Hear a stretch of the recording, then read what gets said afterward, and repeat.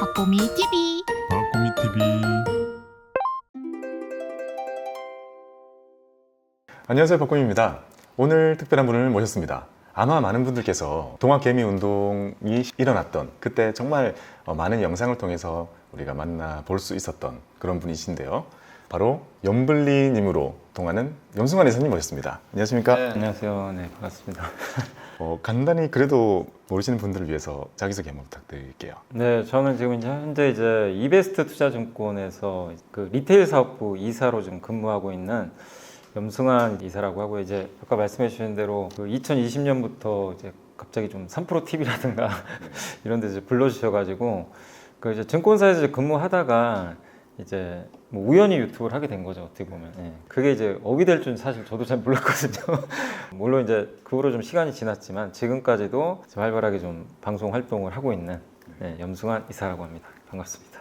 자, 그럼 본격적으로 이사님의 지혜를 하나씩 배워보는 시간을 시작해 보겠습니다. 책에 여러 가지 챕터들이 있었는데요. 정말 순서가 스토리를 쭉 짠 그런 느낌보다는 정말 우리가 궁금해할 만한 질문들을 이렇게 딱 나열하고 문답 형태로 이렇게 만들어 주셨더라고요. 그래서 저도 문답 형태의 컨텐츠를 되게 좋아하는 편이거든요. 네네. 내가 원하는 것만 좀 골라서 볼 수 있다는 그런 장점이 있는 것 같습니다. 그래서 책 구성이 그렇게 돼 있어가지고요. 제가 챕터마다 괜찮은 질문 같은 거를 이렇게 하나씩 뽑아왔습니다. 첫 번째는요. 투자를 해가지고 손실이 너무 큰데, 그러니까 살아날 것 같지 않은 그런 정도의 큰 손실인 상태예요. 과감하게 손절매를 하고 지금 그걸 회복시켜줄 수 있는 다른 종목으로 이렇게 갈아타야 되는 걸까요? 그 질문을 사실 진짜 많이 받아요. 대부분이 그게 고민이잖아요. 손해를 많이 봤는데 이것도요, 절대 정답이 있는 건 당연히 아닙니다. 어떤 거는 진짜 과감하게 갈아타야 되고 어떤 거는 그냥 끝까지 버티셔기도 해야 돼요. 왜냐하면 주식시장의 주가라는 거는 정말 아무도 몰라요. 갑자기 내일 무슨 일이 발생해서요, 이 못난이 주식이 한 5배 갈 수도 있어요. 진짜 그래요. 진짜 그런 일 흔하죠. 그러니까 저도 이렇게 상담이 들어오거든요. 그러면 많이 빠졌어요. 근데 제가 봤을 때는 이 기업이 가망이 없는 게 또 있어요, 솔직히. 근데 이게 다음날 만약에 이거 안 좋은 것 같은데 이거 교체하셔야 될 것 같습니다. 뭐 예를 들면 손절매가 좋은데 진짜 가는 경우도 있어요. 근데 이제 저도 그럼 황당하죠, 사실은. 근데 저는 이제 그렇게 말씀드리고 싶어요. 그건 사실 어쩔 수 없고, 어떤 이제 기업의 기본적인 그 회사의 펀더멘털이 있잖아요. 뭐 예를 들면 오리온이라는 회사는 뭐 초코파이라는 펀더멘털, 그러니까 실적에 따라서 주가 안 좋을 수도 있고, 예를 들면 지금 오리온 주가가 많이 빠졌어요. 이유가 원래 초코파이나 뭐 꼬북칩으로 돈을 많이 벌긴 하잖아요. 뭐 아시겠지만. 근데 최근에 빠진 게 갑자기 레고캠 바이오라는 바이오 회사를 인수한다 그래가지고 난리가 난 거예요. 아니, 이 돈 잘 버는 회사가 왜 갑자기 바이오는 적자인데 이거에서 언제 돈 회수할 거냐, 이제 이래가지고 주가가 한번 곤두박질 쳤는데 고민되죠, 사실. 좀 고점에 물린 사람. 예를 들면 저라면 그냥 버티시라 그래요, 지금 상황에서. 왜냐하면 주가가 이미 그때가 아마 13만 원, 14만 원일 때인데 지금 9만 원이거든요. 한 30% 이상 빠졌죠. 사실상 매도하기 쉽지가 않고. 근데 오리온이 어디 망할 회사가 아니잖아요. 뭐 아시겠지만 기본적으로 돈 많이 벌고 바이오에 대한 리스크는 이미 반영을 했어요. 이걸 판단을 하시라는 얘기예요. 뭐냐면 많이 빠졌는데 이 악재가 이미 반영이 됐고, 그리고 시간이 지났을 때 이 기업이 좋아질 수 있느냐. 그러면 결국 이거거든요. 오리온이 초코파이 더 많이 팔아서 실적을 더 내주든가, 아니면 바이오가 성과를 내주면 돼요. 근데 이제 제가 알아보니까 레고캠 바이오렌에서는 굉장히 우량한 기술을 갖고 있어요. 뭐 ADC라고 그래서 향체 약물 접합제라고 하는데, 예를 들면 그런 거죠. 면역세포 같은 데다가 항암 치료제 있잖아요. 얘를 붙여가지고 얘가 이제 유도 미사일 역할을 해요. 암만 타겟팅을 하는 거죠. 그 기술을 갖고 있더라고요. 저도 공부해보니까 괜찮다, 이 회사는. 근데 지금은 적자니까 주가 빠졌는데 몇 년에 좀 성과 나지 않을까? 그래서 저 같으면 오리온이라면 이제 버티는 거죠. 근데 그게 하나가 있고, 또 한 가지는 이제 예를 들면 이런 거죠. 이건 예전에 실제로 제가 책에도 넣어놨던 건데, 그 카프로라는 기업이 있어요. 이게 나일론 아시죠? 나일론. 나일론 원료가 카프로락탐이거든요. 그걸 만드는 원래 세계 1등 기업인데, 이게 뭐가 문제였냐면 이제 그 중국 회사들이 서로 막 뛰어든 거예요. 서로 경쟁을 하면서. 그러니까 이제 매년 적자가 난 거예요. 그래서 주가가 10분의 1토막 더 났을 거예요. 10분의 1요? 네, 어마어마하게 빠졌어요. 아마 관리 종목까지 간 걸로 제 기억이 나요. 안 좋아가지고 돈을 지금 못 버니까, 중국 때문에. 근데 그 기업을 제가 예전에 한번 상담을 받았던 것 같은데, 그때 당시에 제가 뭐라고 했냐면 비슷한 얘기를 해드렸어요. 카프로락탐이 이게 앞으로 살아날 수 있다면 버티시는 게 맞는데 손해가 크시지만 지금 상황상 이게 좀 만만치가 않다. 이게 업황이 좋아지기도 좀 만무하며 중국의 공급강이 여전하다. 기다린다고 이게 답이 있을까? 그래서 그때 저는 좀 그분한테 그 얘기를 했거든요. 아마 방송에서 했던 것 같은데 이건 좀 교체를 하시는 게 좀 좋을 것 같다. 회복되기 좀 쉽지 않을 것 같다. 근데 사실 그 후로도 훨씬 많이 빠졌어요. 아 그래요? 근데 파셨는지 제가 모르죠. 뭐 그것까지는 제가 알 수는 없는데 그래서 손절의 기준이라는 건 많이 빠진 게 기준은 사실 아니에요. 많이 빠진 게 아니라 많이 빠졌는 건 일단 인정을 하되 이게 결국 기본적으로 이 회사가 갖고 있는 펀더멘탈이죠. 오리온과 카프로의 차이는 그거거든요. 기본적인 이제 회사의 펀더멘탈이 좀 달라요. 그래서 우량한 기업이 그냥 버티시라는 거예요. 당장 안 좋아도 아무리 안 좋아도. 근데 요즘에 주식시장 보셔서 아시겠지만 뭐 저 PBR 주고 막 난리가 났잖아요. 몇 년 만에 이런 일도 발생해요. 이번 일 때문에요. 약간 우량하긴 한데 물려있던 게 전혀 회복되지 않던 많은 기업들과 많은 종목들이요. 이번에 많이 올라가가지고 저한테도 옛날에 이렇게 막 물어보셨던 것 중에 그러니까 물린 거는 팔 이유가 될 수는 이제 없는 거잖아요. 그래서 물려 있는데 아무리 뜯어봐도 올라갈 이유가 없어 보이던 많은 것들이 이번에 갑자기 이제 뭐 저 PBR 이래가지고 올라가니까. 근데 그런 기업들이 기본적으로 가치주들은 또 기업들이 성장은 못해도 일정하게 펀더멘털 되게 좋잖아요. 현금도 많이 갖고 있고 배당도 주니까. 그러니까 그런 기업들은 그냥 버티는 게 맞는 거죠. 저도 그런 생각 많이 해봅니다. 길에 지나다니는 그냥 개 한 마리도 저마다의 전성기가 있다고 맞아. 하듯이요. 정말 올라갈 이유가 없는 진짜 많은 종목들이나 이런 친구들도 별 희한한 이유들로 한 번씩은 다 이렇게 올라가는 시기가 오더라고요. 그래가지고 제가 옛날에 PB 할 때는 그런 생각을 많이 했던 것 같습니다. 사라질 회사만 아니라면 보통은 가지고 있는 게 나중에는 그래도 좋은 결과를 가지고 오더라고요. 그래서 그 전제는 딱 펀더멘탈인 것 같습니다. 그러니까 가지고 있을 수 있느냐 아니냐는 펀더가 결정하는 거라서 그렇게 기다리셨던 분들이 최근에 이렇게 시장 분위기 바뀌면서 보람을 느끼시지 않을까 생각도 해봤습니다. 뭐 댓글 중에도 그런 분도 있더라고요. 현대차가 요새 좀 많이 올랐잖아요. 2, 3년 전에 현대차 물리신 분들도 아마 고점이 많으신 걸로 제가 그때 애플카 이슈 막 이게 터져가지고 그때 지금 넘어섰어요? 그때 이제 주가 좀 완전히 회복된 건 아닌데 근데 이제 그거보다 좀 낮게 사신 분들이 있다 보니까 이제 본전해보겠다 막 이런 분들 나오시더라고요. 그러니까 기본적으로 저는 그래요. 너무 많이 빠지면 손절을 안 하는 게 맞다고 저는 봐요. 너무 손실이 크면. 근데 아까 말씀드린 대로 기다린다고 해서 답이 안 되는 기업들이 분명히 있습니다. 그런 거는 어쩔 수 없이 과감하게 교체를 하시고 특히 급락장에서 교체하는 게 제일 좋아요. 한 가지 더 말씀을 드리면 왜냐면 이게 장이 좋을 때는 이게 펀더멘탈 안 좋은 기업은 오르기 아직도 쉽지가 않잖아요. 근데 장이 좋을 때는 내가 평소에 사고 싶었던 기업들이 비싸요. 너무 올라가 있죠. 근데 장이 급락할 땐 다 같이 빠져버립니다. 그러면 오히려 교체하기는 좀 편해요. 이 기업도 싸져버리잖아요.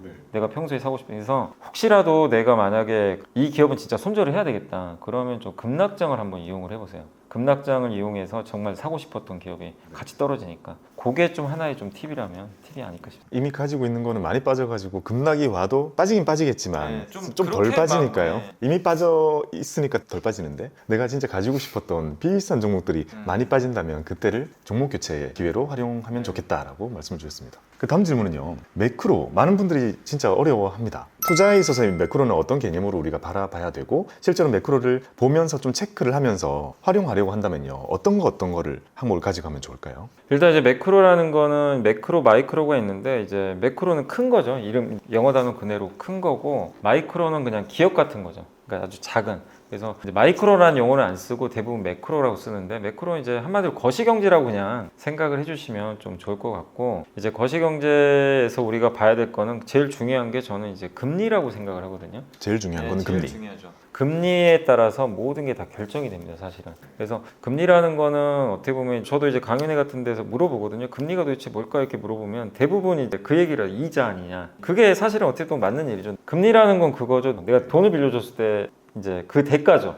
돈을 빌려주는 만큼 내가 100만 원을 빌려줬는데 1년 동안 그럼 난 100만 원 못 쓰잖아요. 거기에 대한 보상을 받아야 되니까 그게 이제 금리고 빌리는 사람 입장에서는 당연히 그걸 빌린 만큼 이 사람한테 대가를 지불하는 거죠. 근데 그 금리에 따라서 자산의 가치가 바뀌게 되잖아요, 사실은. 그래서 금리라는 거는 흔히 뭐 중력이라고도 하지만 금리는 또 돈의 가치거든요. 그래서 금리가 이렇게 막 올라가게 되면 돈의 가치는 상대적으로 올라가게 되고 그 반대편에 있는 자산 가치는 이게 떨어지게 되는 거죠.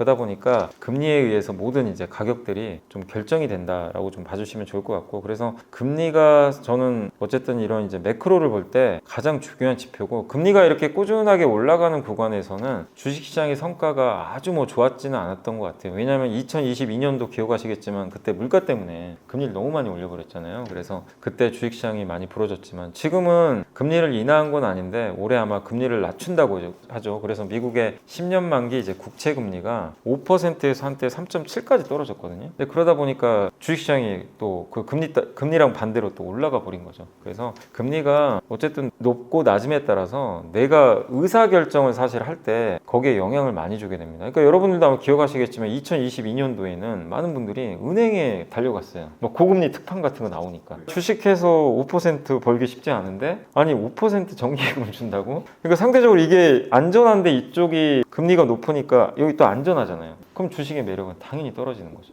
근데 불과 그 2021년도에는 제로금리였죠. 그때는 은행에 넣어봐야 돈이 안 나오니까, 야, 이거 은행에 넣어봐야 뭐하냐, 차라리 주식하자. 주식 배당만 해도 그때 많이 줄 테니까. 그러니까 결국 금리가 저는 일단은 가장 1순위라 보고 있고, 두 번째가 이제 환율 같아요. 두 번째는 환율. 환율은 이제 외국인들의 수급에 영향을 줄 수밖에 없는 게, 환율이 올라간다는 건, 우리나라 원달러 환율이 올라간다는 건 결국엔 우리나라의 이 원화 가치가 반대로 떨어진다는 얘기잖아요. 달러가 올라간다는 얘기죠. 그러면 상대적으로 달러가 비싸지고 원화 가치가 싸지게 되면 외국인들 입장에서 우리나라 자산에 투자할 이유가 없는 거죠. 투자해봐야 자꾸만 가치가 떨어지니까, 환율 때문에. 그래서 환율이 좀 중요한 게, 결국 달러 가치에 의해서 우리나라 자산의 또 가치가 결정이 되더라고요.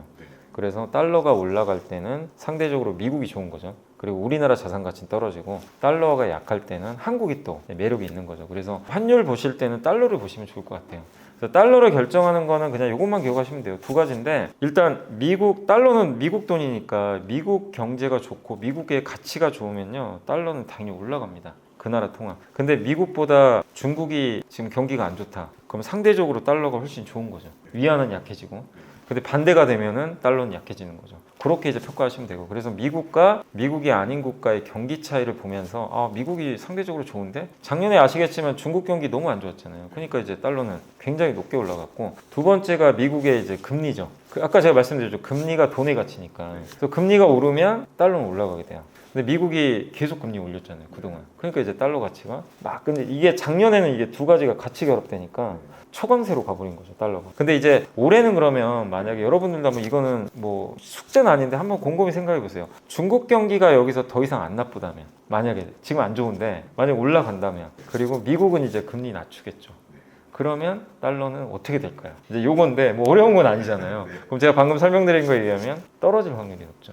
달러가 떨어지면 근데 우리나라 원화 자산의 가치가 또 상대적으로 올라가니까. 그래서 요새 뭐 물론 달러가 떨어진 건 아닌데 외국인들이 또 최근에 한국 주식 좀 많이 사고는 있거든요. 그러니까 결국에 그런 이제 금리와 환율이 어떤 방향으로 흘러가는지를 좀 큰 그림에서 일단 머릿속에 좀 그려 놓으시면, 그거에 따라서 이 자산 배분할 때 상당히 저는 좀 도움이 되지 않을까. 근데 지금은 올해는 제가 봤을 땐 달러도 떨어질 것 같고 미국 금리도 떨어질 가능성이 높으니까 주식 투자하기에는 그렇게 환경 자체는 나쁘지 않다, 이렇게 좀 판단하고 있습니다. 금리 무서운 거를 이번에 제대로 겪은 것 같습니다. 그러니까 어찌 보면 투자 구력이 좀 어느 정도 있으신 분들도요, 이렇게 금리 높은 것도 겪어보지 않았고 또 높인다는 것 그 자체가 주는 영향을 되게 과소평가한 사람들도 진짜 많았던 것 같습니다. 이번에 정말 금리에 대한 학습을 완벽히 하게 될 만큼 우리한테 임팩트를 줬던 것 같고요. 덕분에 사실 금리 공부 그렇게 많이 안 했었잖아요. 그러니까 실무로 있으면서도 그렇게 많이 공부를 할 필요가 없던 영역에 가까웠다면, 그 계기로 인해서 정말 매크로에 대한 공부 진짜 많이 하게 됐던 시기였던 것 같습니다. 그런 변화가 이제는 어찌 보면 방향성보다는 속도와 시기 같은 그런 영역에 와 있으니까요. 우리도 매크로에 대해서 공부를 잘 해두고, 이런 일들이 언젠가 벌어지겠구나. 그렇다면 나는 어떤 자산을 가지고 있고, 그런 미래가 왔을 때 내가 얼만큼 가지고 있을 수 있을 것인가, 이런 생각을 해본다면요, 길게 보면 정말 투자할 게 많은 시기가 아닌가라는 생각도 듭니다. 불과 재작년까지만 해도 이게 너무 심할 때는 투자 진짜 어려웠잖아요. 이게 했다가 갑자기 더 올라오면 어떡하지? 라고 했는데, 지금은 적어도 그런 그 매크로적인 두려움은 많이 없는 시기인 것 같기도 합니다. 자, 이렇게 매크로에 대해서는 금리와 환율을 말씀해 주셨습니다. 자, 다음은 주식으로 넘어와 가지고요. 주식 시장의 사계절에 대해서 설명 한번 해 주시면 좋을 것 같고요. 그리고 지금은 어느 계절쯤 와 있는지 이사님의 판단 한번 고견을 들어보고 싶습니다. 그러니까 우라가미 군이오란 이제 일본 사람이 이제 만든 거죠. 이 책도 있죠. 저도 이제 읽어봤는데 그게 쉬운 책은 아니더라고요. 용어가 옛날 용어들이 많다 보니까. 근데 그러니까 한마디로 여기서 뭐 꼭 봄, 여름, 가을, 겨울이 어떤 고정된 우리가 수학 공식처럼 오는 건 아니에요. 근데 이게 왜 중요하냐면은 그만큼 주식시장은 사계절처럼 왔다 갔다 한다는 그 기본 개념을 좀 이해하시면 좋을 것 같아서 제가 넣어놓은 거고, 사실 하워드 막스가 그 얘기를 했거든요. 하워드 막스라는 이제 굉장히 유명한 펀드 매니저가 자기 책에도 썼지만, 투자들은 이게 이 시계추라 그러죠. 시계추가 이쪽으로 갔을 때는 사람들이 흥분하고요. 막 주가 올라갈 때. 이쪽은 이제 반대로 공포에 젖을 때거든요. 이걸 잘 이용을 해야 되는데 많은 사람들은 이때 사고 이게 좋을 때, 이 공포스러울 때는 안 산다는 거죠. 그러니까 어떻게 보면 22년도가 투자하기 제일 좋았던 거죠. 공포스러울 때. 그때 엔비디아 주가도 엄청 낮았잖아요. 근데 그럴 때 아무도 관심 안 줬죠. 근데 지금 엔비디아 이렇게 올라가지만 사람들이 열광하잖아요. 막 이제 그런 것처럼 주식도 사계절이 있다는 거예요. 봄, 여름, 가을, 겨울인데 그냥 겨울부터 얘기를 해드릴게요. 겨울은 마치 그 2022년과 좀 비슷한 건데 딱 붙네요. 2022년. 그때 정말 주식시장도 안 좋았고, 뭐냐면 기업들의 실적도 다 망가집니다. 망가지고, 그러니까 모든 게 안 좋아요. 또 이제 그때는 이제 금리가 물론 이제 아주 높을 때는 아닌데 뭐가 경기도 안 좋아지니까 모든 게 다 침체로 가는데, 봄은 언제 시작을 하냐면 우리가 봄이 오는 걸 이제 스스로 느끼지만 날씨를 보면서 금융시장에 보면 이제 금리가 인하가 되거나 이제 중앙은행에서 금리를 낮춰서 경기를 진작하거나 아니면 야, 이 정도면 금리 인하하지 않을까? 이제 이런 기대감들이 이제 나온단 말이에요. 그러면 사람들의 심리가 바뀝니다. 이제 봄이 오겠구나. 보통 금리가 낮아지면 경기가 나중에 좋아지잖아요. 시차가 있잖아요. 그래서 그걸 기대하면서 주식시장은 실물보다 먼저 반영을 하잖아요. 그러니까 여기서 얘기하는 거는 실물 경기라기보다는 주식시장의 경기라고 좀 보시면 좋을 것 같아요. 그래서 실제로 봄물 금융장세라고 합니다. 그러니까 실물 경기 여전히 겨울이에요. 굉장히 추워요. 꽃샘추위도 오고 이러는데 주식시장에 돈이 풀려가지고 유동성으로 막 올라가는 장세. 봄 장세가 가장 대표적이었던 게 그 우리 코로나 때 한번 망가졌잖아요. 2020년 3월에. 그때 그 후로 어떻게 됐죠? 코로나 때 망가지고 나서 전 세계 중앙은행이 돈 다 풀어버렸죠. 우리한테 뭐 재난지원금까지 줬잖아요. 돈 쓰라고. 그러니까 그때 경기가 바로 좋아진 게 아니라 나중에 좋아졌는데 주식시장은 날아가 버렸죠. 그게 이제 봄입니다. 날씨가 정말 춥고 아직 추운데 사람들이 봄옷을 먼저 사는 느낌? 야, 약간 맞아요. 봄옷을 미리 결제해놔야지 라는 느낌이네요. 네, 그래서 그때 주식시장이 되게 뜨겁습니다. 유동성 장세라고 하는 거고, 그 다음에 나온 게 여름 장세는 실제 이제 진짜로 주가도 좋아요. 주가도 좋은데 실적도 같이 좋아져요. 모든 게 다 오르는 여름. 그러니까 21년도가 실제 그랬어요. 21년도에 우리나라 수출도 역대급으로 나왔고 기업들의 실적도 빵빵해. 그때 21년도가 삼성전자가 50조 흑자냈던 시기입니다. 어마어마하죠, 1년에. 그러니까 이제 실제 그러면서 주가도 좋을 시기인데, 다만 이제 여름이라는 건 뜨겁잖아요. 그럼 결국 언젠가 가을이 와요. 그래서 실적은 뜨겁거든요, 계속. 주가는 가을이 먼저 옵니다. 천천히 와요. 그러니까 실적은 이렇게 가는데 주가 빠지기 시작해요. 그게 이제 가을이 오는 신호인데, 대표적인 게 21년도 그때 3분기였어요. 그때 왜냐하면 삼성전자가 정말 역대급 실적을 냈는데 주가 계속 빠집니다. 실적이 좋은데 주가 자꾸 빠지는 거예요. 근데 그게 이제 가을이 이미 오고 있는 거죠. 무슨 얘기냐면 이 좋은 실적이 영원하지 않다는 거 투자들이 이미 알고 있고, 그 다음에 이제 그때 당시에 물가가 오르기 시작했어요. 그러니까 뭐냐면 사람들이 야, 이거 물가 이렇게 오르면 나중에 금리 올릴 텐데, 경기가 뜨거워지면 이제 금리 올려서 잡잖아요. 그걸 미리 예상한 거예요. 그래서 가을이 이제 그때부터 시작을 하게 되는 거죠. 그래서 그거를 우리가 이제 보통 이제 역금융 장세라고 하거든요. 역금융 장세는 물가나 이런 게 너무 높아 경기가 과열돼서 중앙은행이 이제 금리를 올리기 시작을 해요. 그러면 이제 아까 봄하고 정반대가 되는 거예요. 실적은 좋은데 주가 빠져버립니다. 그러니까 되게 아이러니한 거죠. 봄하고 정반대고 주가가 먼저 빠져요. 그래서 주가가 막 흘러지는 게, 사람들은 근데 못 믿어요. 아니 내가 가지고 있는 기업이 이렇게 실적이 좋은데 왜 빠지지? 그래서 그때 대응하기가 되게 힘들어요. 금리가 올라가는 건 알겠는데 물가 높고 경기가 안 좋아지려나? 근데 내 보유한 기업들의 실적은 이렇게 빵빵한데? 진짜 나빠지는 건가? 그래서 되게 막 혼란스럽긴 해요. 근데 결국엔 그 사이클에서 가을이 실제로 오게 되면 주가도 빠지고, 나중에 이제 무슨 일이 발생하냐면 차후에 금리 인상이라는 건 수요를 낮추잖아요. 결국엔 기업들의, 그러니까 경기가 안 좋아지고 기업들의 실적도 꺾이게 됩니다. 그러면서 겨울이 오게 되는 거죠. 겨울은 그거죠. 기업들의 이제 이익도 망가지게 돼요. 그래서 실제로 삼성전자가 반도체 사업 적자 나고 그랬잖아요. 실제로 하이닉스도 막 조단위 적자를 보고 이미 근데 그렇게 적자 보는데 주가는 더 이상 또 안 빠져요. 미리 또 주가는 빠져버렸기 때문에 그러니까 참 그게 어려운 거죠. 그만큼 이제 주식시장이 뭔가를 좀 빨리빨리 반영을 한다. 빨라진 것 같습니다. 네, 맞아요. 너무 빨라지는 것 같아요. 이게 갈수록 빨라지다 보니까요. 오히려 반도체 쪽은 또 더 빨리 움직이려고 하는 사람들이 얘가 더 빠른 것 같은데 내가 더 빨라야지 이 사람 얘보다 빨라야지 하다 보니까요. 약간 이제는 반도체는 거의 그런 거죠. 이게 뭐랄까 여름에 겨울옷 사는 정도까지 이제 간 거예요. 그래가지고 거의 막 내년에 입으려고 지금 옷을 고르는 느낌처럼 정말 빨라져가지고 아마 그런 것 때문에 많은 투자자분들이 좀 어려워하셨을 것 같아요. 네, 맞아요. 그러니까 이게 코로나가 또 터지면서 원래 코로나 시기가 갑자기 그때 이제 겨울이 왔던 시기죠. 원래 겨울이 오는 사이클이 아니었거든요, 당시에. 봄으로 이제 가고 있었는데 당시에 코로나 터져가지고 한번 망가져 버렸죠. 그러니까 그때부터 사이클이 완전히 꼬여 버렸어요, 사실은. 그래서 말씀하신 대로 점점 봄도 되게 빨리 오고 여름도 빨리 오는 것 같고 그래서 지금 약간 이제 이런 느낌이거든요. 사실 지금은 봄 장세가 맞아요. 지금 현재는 왜냐하면 주식시장도 좋지만 아직 기업들 실적 그렇게 좋은 편 아니거든요. 지금 하이닉스도 아직까지는 돈을 많이 못 벌고 있고 삼성전자 반도체 적자거든요. 근데 주가는 어떻죠? 굉장히 많이 올랐죠. 그러니까 이미 벌써 시장은 금리 인하 또 올해 한다고 하니까 금리 인하 하면서 봄이 시작되는 게 아니라 미리미리 옛날에는 좀 약간 따라갔는데 지금은 너무 빨리 반영을 해버려요. 그래서 일단 지금은 봄이라고 보시면 되겠고 아마 올해 그러니까 제가 여름은 실적 장세라 그랬잖아요. 실적이 본격적으로 회복되는 건 아마 올해 2분기하고 3분기 정도로 저는 좀 보고 있거든요. 근데 올해는 아마 실적은 개선돼요. 그래서 올해는 분명히 여름은 맞는데 주식시장은 이미 그런 걸 좀 선반영하고 있기 때문에 이미 주가는 벌써 좀 뜨겁고 있죠. 근데 어쨌든 지금은 봄이 좀 지나서 이제 여름이 오려고 하는 그 좀 준비 기간 중에 있다. 그러니까 여름이 온 건 아직은 아니고 여름은 저는 실적으로 봤을 때는 이후 2분기부터 좀 오지 않을까 이렇게 좀 보고 있습니다. 봄을 거쳐 여름으로 가고 있는 시기. 근데 이게 되게 좀 아이러니한 게 여름이 보통 올 때는 금리가 좀 어느 정도 또 이렇게 금리가 아주 낮을 때 오는 게 아니라 기업들 실적들이 어느 정도 좀 나오면서 여름이 오게 되는데 이번에는 금리를 지금 아직 인하도 안 했거든요.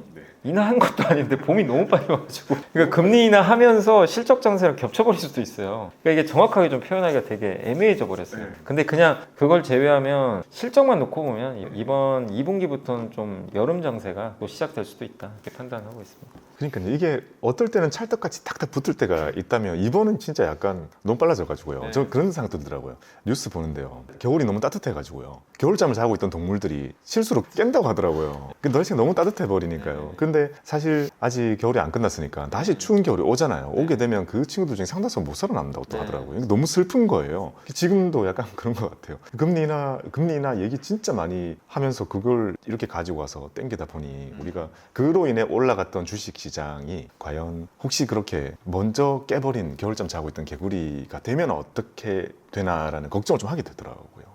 지금 그런 것 같습니다. 참 어찌 보면 코로나라는 것 때문에요. 여기서 말씀해 주신 그런 사계절이요. 한 바퀴 쭉 돌아버렸잖아요. 정말 압축적으로 짧은 시기에 쭉 돌아버려가지고 또 이거를 투자를 하면서 다 겪었던 많은 분들이 저는 긍정적으로 좀 생각해 본다면요. 이 사계절을 정말 압축적으로 경험한 거의 유일한 그런 투자 세대가 될 수 있겠다라는 생각도 그나마 긍정적으로 좀 해보거든요. 제가 옛날에 좀 일을 할 때 생각해 보면 오를 때는 그냥 한 1, 2년 동안 계속 오르고 또 안 좋을 때는 1, 2년 동안 떨어지고 그 다음에 떨어지고 나면 그 상태에서 그냥 계속 가거나 그냥 박스만 하고 되게 어려웠잖아요. 그러니까 사이클이라는 것을 우리가 투자의 수단으로 삼을 수는 없던 시기가 되게 많았다면 이번에 한번 이렇게 쭉 도는 걸 우리가 경험해 보게 되니까요. 앞으로 다가오는 또 다시 불타오르는 장, 그때도 좀 더 과거와 달리 많은 사람들이 여름에 맞빠질 수도 있어 라는 경계심을 이제는 좀 가질 수 있을 것 같다는 생각을 합니다. 이렇게 사계절, 주식시장의 사계절에 대해서 말씀을 해주셨습니다. 자, 이렇게 사계절로 바뀌는 주식시장 안에서도 우리는 기업을 잘 찾아가지고 투자를 해야 될 텐데요. 기업이라는 것은 이렇게 조그마한 스타트업으로 시작을 해서 점점 성장을 해가고 정말 커지고 나면 성숙하고 쇠퇴하는 이런 단계를 밟아가게 되잖아요. 그 기업의 일생이 있을 텐데요. 이런 기업의 성장 단계에 따라서 우리가 투자를 달리 해야 된다면 그건 어떤 기준으로 삼아야 될지 한번 설명을 부탁드립니다. 근데 기업이라는 게 어쨌든 생애 주기가 다 있거든요. 예를 들면 쿠팡도 스타트업 시기가 있었잖아요. 근데 지금은 스타트업이 아니고 정말 어마어마한 회사가 돼버렸고, 근데 이제 스타트업 성장, 성숙, 그다음에 쇠퇴기가 이렇게 있을 텐데, 스타트업은 이제 이건 사실 CEO들이 항상 고민하는 문제예요. 뭐냐면 CEO들의 제일 중요한 게 자본 배치라고 생각을 하거든요. 그러니까 회사가 스타트업은 일단 투자를 받죠.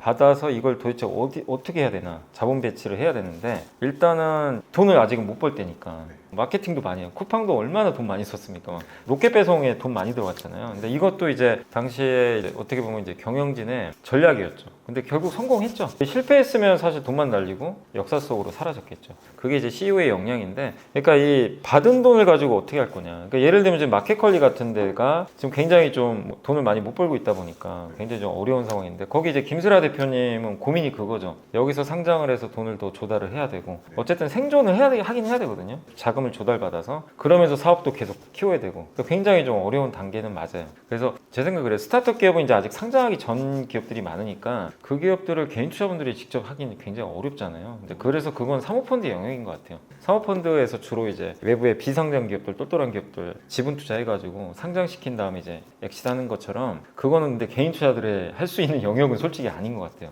그래서 그 스타트업 기업들에 대해서 개인 투자분들이 일단은 뭐 너무 생각하지 마시고, 두 번째가 이제 성장 기업이죠. 그래서 여기가 제일 화려하죠. 그래서 대표적인 회사가 지금 제가 봤을 때는 지금 요새 좀 흔들리고 있지만 그래도 테슬라 같은 기업들이 가장 좀 대표적인 성장 산업이 아닌가. 지금 이제 전기차 시장도 있지만 로봇 사업도 있고.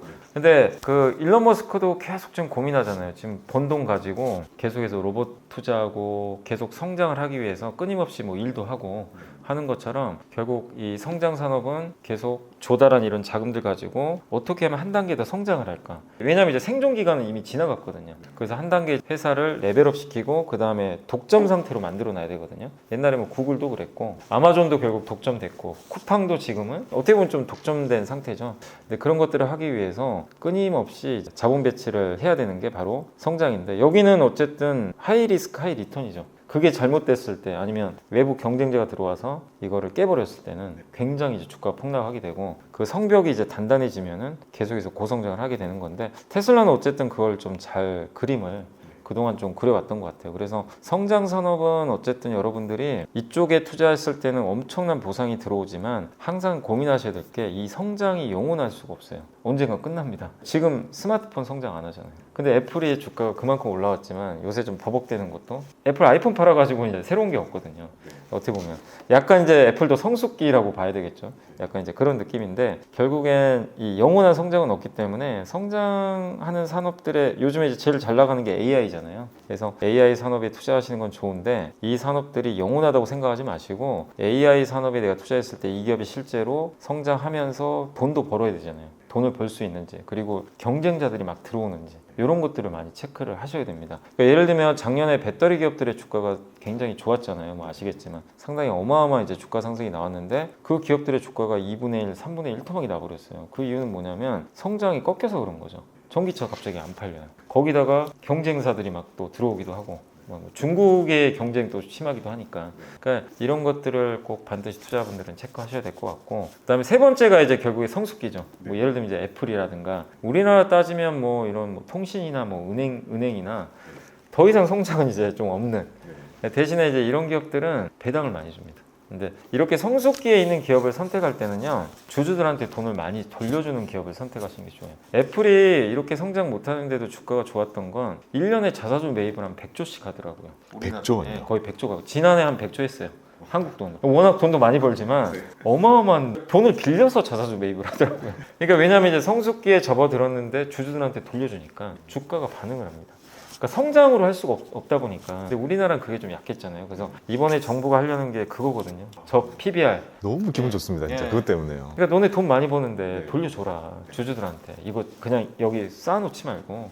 약간 이제 그런 느낌이죠. 그래서 그렇게 돈 잘 벌고 성장을 못하는, 뭐 예를 들면 은행이나 통신이나 이렇게 고간에 돈 많이 쌓아놓은 기업들은 주주 환원을 좀 잘하는 기업들이 있다면 그런 쪽에 투자하시는 것도. 그러니까 각각의 성격은 다 있어요. 근데 저는 개인적으로 개인 투자분들이 해야 될 거는 아까 말씀드린 성숙기나 성장기 이 두 중에 해당되는 세태기는 하면 안 되겠죠. 당연히 세태기는 산업이 끝나가니까 그건 안 되고 그래서 이제 이 두 가지 쪽에서 투자를 하셔야 되는데 각각의 성격들이 다 너무 다르니까 거기에 맞춰서 여러분들이 잘 선정을 하실 필요는 있는 것 같습니다. 와, 이게 성숙한 산업에 있는 그런 회사들을요, 개인 투자자들이 투자를 하기가 사실 쉽지 않았던 것 같기는 해요. 배당을 많이 준다고 해도 보통은 주식은 꿈을 먹고 산다, 그 높은 기대 수익률, 이런 컨셉이 훨씬 강했어 가지고요. 저 현업에 있을 때도 보면 자산가 분들이나 그런 거를 많이 이용을 했던 것 같거든요. 근데 최근에 있었던 이런 분위기 때문에 이제 모든 사람들이 주주환원에 대한, 그리고 뭐 자사주 소각이나 배당에 대한 이해 자체가 지금 확 올라오고 있잖아요. 그러니까 저는 최근 들어가지고요, 유튜브라는 것을 정말 좀 보람도 많이 느끼고요. 정말 좋은 수단이구나라는 생각이 드는 게요, 기업 밸류업 관련해서 정말 도배가 되는 거예요. 어떤 걸 눌러봐도 진짜 우리가 자사주 조각 진짜 신경 안 쓰고 살았잖아요, 지금까지도요. 그거는 조금 더 우리가 깊이 들어갔을 때 이제 성장 말고 다른 거를 볼 때 나 볼까, 성장이 최고였다라는 생각으로 계속 해왔다면 최근 들어가지고는 이렇게 분위기가 바뀌고 모든 사람들이 그걸 익히고 있다는 게 전 되게 진짜 긍정적이라는 생각을 되게 많이 했습니다. 그래서 이제 진짜 모든 개인 투자자들이 성숙 기업에 대한 투자도 앞으로 많이 하지 않을까라는 생각을 진짜 하게 되더라고요. 자, 이렇게 기업의 생애 주기에 따라서 어떻게 투자를 해야 되는지를 말씀해 주셨고, 그 와중에 그런 기업들을 우리가 분석을 하기 위해서는 이제 성장을 체크할 수 있는 그런 PER의 지표와 기업의 자산 가치를 우리가 체크할 수 있는 PBR 같은 밸류에이션 지표들 많이 이용하게 되는데요. 요거에 대해서 간단히 설명 부탁드리겠습니다. PER과 PBR이 가장 이제 간편하죠. 개인 투자자분들이 이제 가치 평가할 때 이제 몇 배냐. 그러니까 사실 이건 상대 평가라고 보시는 것도 사실 절대적인 기준이 있는 건 아니고, 예를 들면 테슬라 같은 경우는 PER이 막 60배가 넘잖아요. 근데 우리가 그냥 딱 표면적으로 봤을 때 너무 비싼 거죠. 근데 옛날에 뭐 100배 넘은 적도 있었으니까. 옛날에 제가 기억으로는 1000 찍었던, 천도 찍었나요? 그러니까 그거에 비하면 또 싸 보이기도 하고. 근데 절대 기준으로는 엄청 비싼 거죠. 근데 우리나라 은행주들 보면 PER 막 3배 그러거든요. 현대차는 4배 막 이러니까 가끔씩 야 PBR인가? 맞아요. 그러니까 그러다 보니까 이게 절대적인, 그러니까 제가 이제 먼저 당부해주면 PER, PBR에 너무 매몰되실 필요는 없어요. 이 회사는 PER이 너무 싸니까 투자해봐야지. 이 회사는 PER이 왜 이렇게 높아? 나 안 할래. 이거는 의미가 없다는 거예요. 왜냐면 PER 높은 기업 중에도 그냥 하염없이 가는 기업도 있어요. 엔비디아가 높았잖아요. PER이 높은 편인데도 지금 주가 몇 배 올랐거든요. 지금도 PER 많이 떨어졌던데요. 근데 오히려 PER이 떨어져요. 왜냐하면 이익이 나니까. 이익이. 정말 그 이익이 밸류를 씹어먹는 정말 보기 드문 케이스였던 것 같습니다. 근데 그런 일도 발생하니까, 그러니까 너무 막 PER에 함몰될 필요는 없는 것 같아요. 다만 이제 이거죠. 내가 투자를 할 때 예를 들면 뭔가 지표는 있어야 되니까. 그래서 여기 책에도 설명했지만 이제 예를 들면 안정적으로 돈을 버는 기업이라고 할게요. 그러니까 PER은 이익 지표잖아요. 이익 대비 몇 배냐. 그래서 이익이 왔다 갔다 하는 기업은 이거 적용하기가 어려워요. 반도체는 PER로 하시면 안 돼요. 왜냐면 적자날 수도 있거든요. 삼성전자도 적자나는데 뭐 PER로 할 수도 없는 거고. 그래서 이익 기반인 종목들은 이익이 꾸준하게 좀 유지되는. 예를 들면 이제 네이버 같은 기업들이 거기에 딱 해당하죠. 네이버는 적자나거나 그런 기업 아니죠. 독점 기업이기도 하고 꾸준하게 이익이 나고. 근데 이익이 좀 줄었다 들었다 하긴 하지만 어떻게 보면 이제 이익이 어쨌든 이제 독점을 기반으로 해서 어쨌든 매년 꾸준하게 이익이 늘어나는 그런 기업 중에 하나거든요. 이런 기업들 뭐 예를 들면 뭐 제일기획 같은 광고 있죠. 이 회사들도 뭐 적자나거나 그러진 않잖아요. 그런 기업들은 PER로 계산하는 것도 굉장히 저는 좀 괜찮다. 근데 대신에 PER을 보셔가지고 과거 평균 있죠. 네이버가 과거에 이 50배에서 20배 사이 뭐 왔다 갔다 했다. 근데 지금 20배다. 예를 들면 지금 PER이. 그러면 상대적으로 싼 거죠. 그리고 20배면 싼데 싸니까 내가 투자하지 마시고, 그런데 앞으로 좋아질 게 있다. 자기가 봤을 때 이러이러한 뭐 예를 들면 AI 하고 있잖아요. AI 성과 날 것 같고 20배까지 떨어졌고 그럼 내가 별로 잃을 게 없을 것 같다.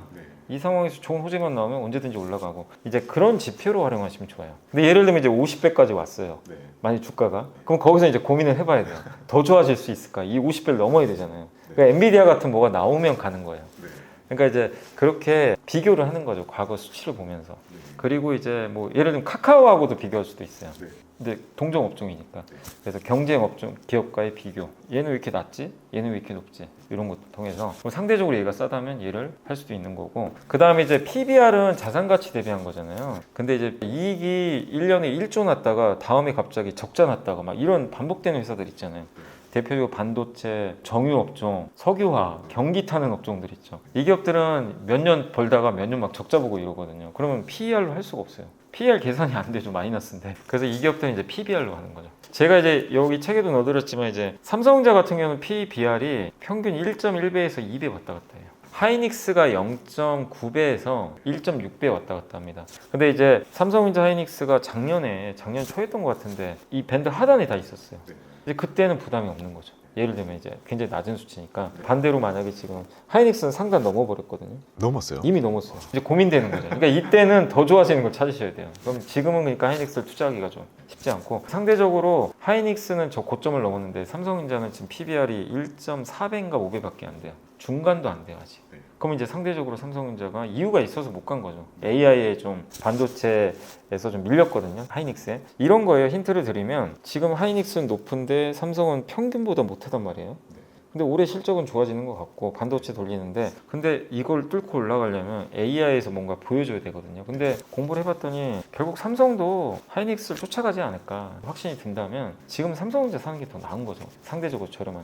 그래서 PBR, PER은 절대적으로 PER 10배 싸고 PER 50배는 비쌉니다. 이렇게 접근하시면 절대 안 되고, 과거의 밴드를 보시고 지금이 어느 정도 위치에 있는지, 그리고 이 위치에서 내가 투자를 했을 때 이걸 올라갈 수 있는 뭔가 모멘텀이 있는지, 그걸 찾으셔가지고 하나의 이제 기준점으로 삼는 그런 지표로 좀 보시면 어떨까, 이렇게 좀 말씀을 드리겠습니다. 아까 말씀해 주셨던 삼성전자랑 하이닉스요. 최근에 밸류에이션 지표가 되게 정직하게 작용했다는 느낌이 딱 들더라고요. 네. 많은 사람들이 이 정도 큰 기업들은요, 전 세계 있는 사람들이 밸류 보고 투자를 하나 봐요. 어떻게 이렇게 정직하게 움직이는지 다른 친구들은 밸류를 보는 사람이 없구나라는 생각이 드는 종목이 많은 반면에 삼성전자, 하이닉스 정말 정직하게 이게 딱 고정돼 있다 보니까 또 그게 또 잘 맞다 보니까 그런 지표들을 많이 활용하시는 것 같더라고요. 그러니까 과거에 여기서 이렇게 움직였으니 지금도 모든 사람들이 여기 이렇게 움직이겠지라고 생각하니까 진짜 그렇게 움직이는 거죠.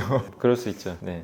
자, 이렇게 밸류에이션 지표를 말씀해 주셨는데요. 이 밸류에이션 지표가 이제 상대 지표다 보니 이게 또 미국이랑 비교하기가 되게 힘들잖아요. 우리나라에서 통용되는 이런 그 수치들은 완전히 또 다른 기준을 가지고 있으니까 우리나라의 이 주식시장의 특징을 이해하고 거기에 맞게 적용해야 될 것 같은데요. 우리나라 시장 어떤 특징이 있을까요? 한국 시장은 일단 이제 미국과 좀 다른 게, 미국은 서비스 회사들이 되게 많잖아요. B2C라 그러죠. 이제 소비자한테 판매하는 기업들. 뭐 예를 들면 애플도 아이폰, 테슬라도 어떻게 보면 전기차 소비자한테 판매하는 거죠. 구글은 뭐 물론 이제 B2B일 수도 있고 뭐 소비자한테 판매할 수도 있지만, 근데 대부분의 기업들이 좀 이 소비자 대상으로 많이 이렇게 하고 브랜드 가치가 되게 높은 편인데, 그래서 이제 이익의 안정성이 높죠. 꾸준한 이런 이제 사이클을 타고 다니는데, 우리 한국의 1등 기업인 삼성전자만 봐도 물론 스마트폰 판매하고 있지만 대부분의 주가는 반도체 결정하잖아요. 근데 반도체를 우리가 사는 게 아니잖아요.